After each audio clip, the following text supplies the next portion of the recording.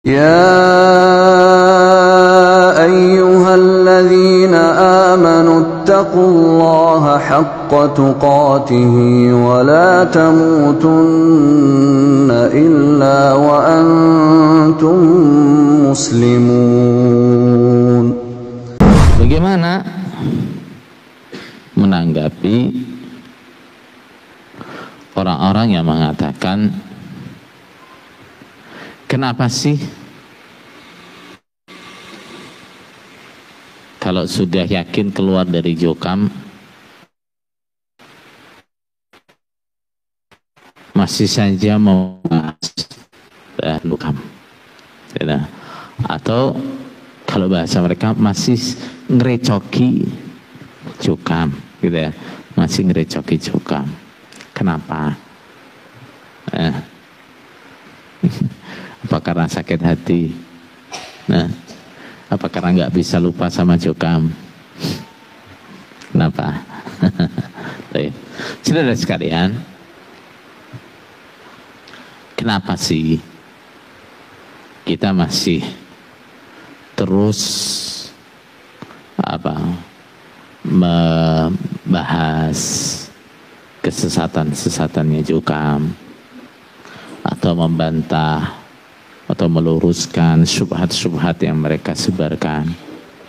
Kenapa? Yang pertama, terutama saya, ya, terutama untuk saya. Ini saya lakukan yang pertama adalah sebagai bentuk balas budi saya kepada jokam. Kok bisa? Iya.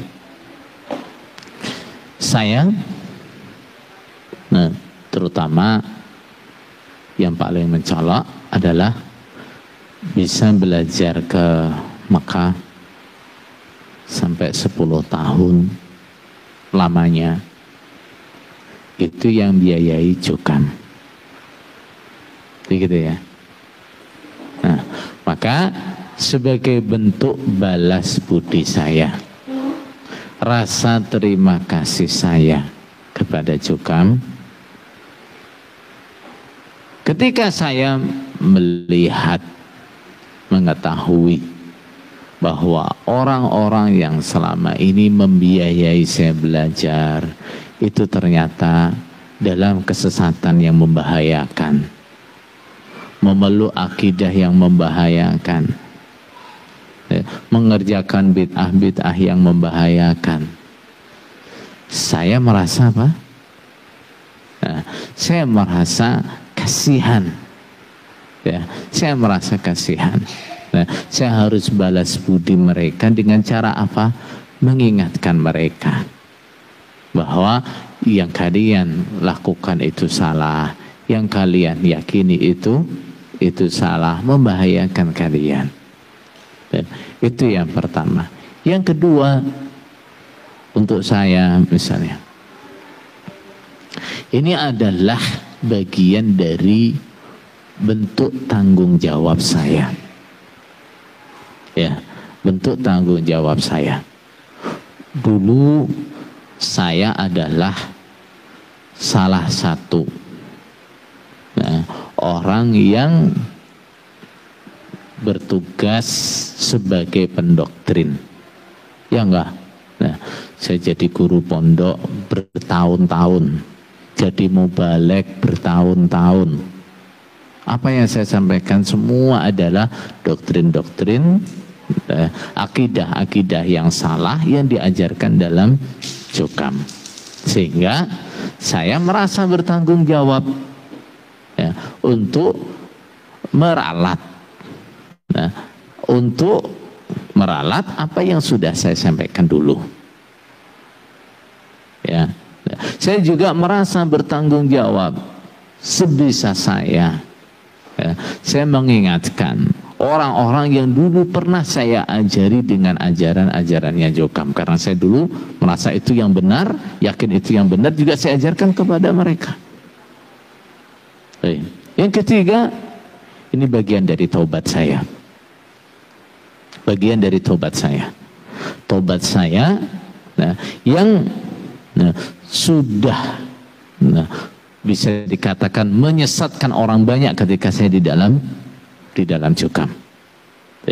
Bahkan mungkin juga setelah kita tahu cara dakwah kita di dalam cukam juga mungkin juga masih menjadikan banyak orang bingung, banyak orang nggak mengerti, atau sebagian orang bahkan semakin yakin dengan kesesatannya cukam. Nah, karena cara dakwah kita yang kita akui ya tidak sepenuhnya benar, yang mungkin juga salah. Nah, maka kemudian ini menjelaskan kesesatan cukam, syubhat-syubhat mereka ini bagi saya itu adalah bagian dari tobat saya. Nah, kemudian yang selanjutnya, kenapa kok selalu ngingetin cukam, bahas cukam? Nah, saudara-saudara sekalian, tentu nggak lupa bahwa di cukam sana itu banyak keluarga kita, iya nggak? Nah, banyak keluarga kita. Nah, ada yang bapaknya masih di cukam, ya, orang tuanya masih di cukam, bapak ibunya, ya, ada yang anaknya masih di cukam, ada yang saudaranya masih di cukam, teman-teman dekatnya masih di cukam. Nih, kita sekarang sudah tahu, melihat kondisi teman-teman, orang-orang yang kita cintai dalam keadaan terjerumus pada kesesatan, bid'ah yang berbahaya. Tentu kita merasa terpanggil, apalagi ini orang-orang yang dekat dengan kita, keluarga kita, ya, keluarga kita. Gitu. Seandainya pun mereka itu bukan keluarga kita, kewajiban kita amar ma'ruf nahi mungkar juga tetap, ya enggak? Apalagi mereka itu orang-orang yang dekat dengan kita. Nah, ada yang itu teman akrab sejak kecil, ya, ada yang itu keluarga, entah itu sepupu, atau itu paman, atau itu pakde, bude, dan seterusnya, banyak di sana. Nah, masa iya terus kemudian kita mau diam saja membiarkan mereka dalam keadaan seperti itu? Kan juga tidak. Yang terakhir, bahasa-bahasa seperti itu sebenarnya hanyalah dalihnya orang yang ingin apa? Yang ingin kita berhenti berdakwah, gitu ya. Nggak nyaman ketika kesesatan mereka dibongkar. Nah, nggak nyaman ketika posisinya atau kenyamanannya merasa terganggu. Nah, dan ini sudah dilakukan oleh orang-orang jahiliyah dulu. Ya, mereka berusaha dengan berbagai macam cara supaya apa? Supaya apa? Nah, supaya Nabi Muhammad SAW berhenti berdakwah. Nabi Muhammad sampai ditawari, nah, kamu mau nikah dengan perempuan yang mana kami nikahkan? Kalau kamu mau separuh harta kami untuk kamu semuanya, tapi berhentilah dengan dakwahmu.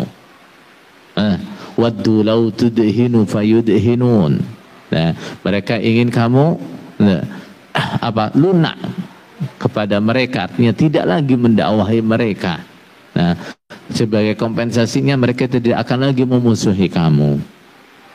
Nah, yang seperti ini adalah strategi atau cara-cara jahiliyah. Cara-cara jahiliyah. Nah, ketika mereka kesesatannya dibongkar, dibicarakan, nah, mereka merasa nggak nyaman.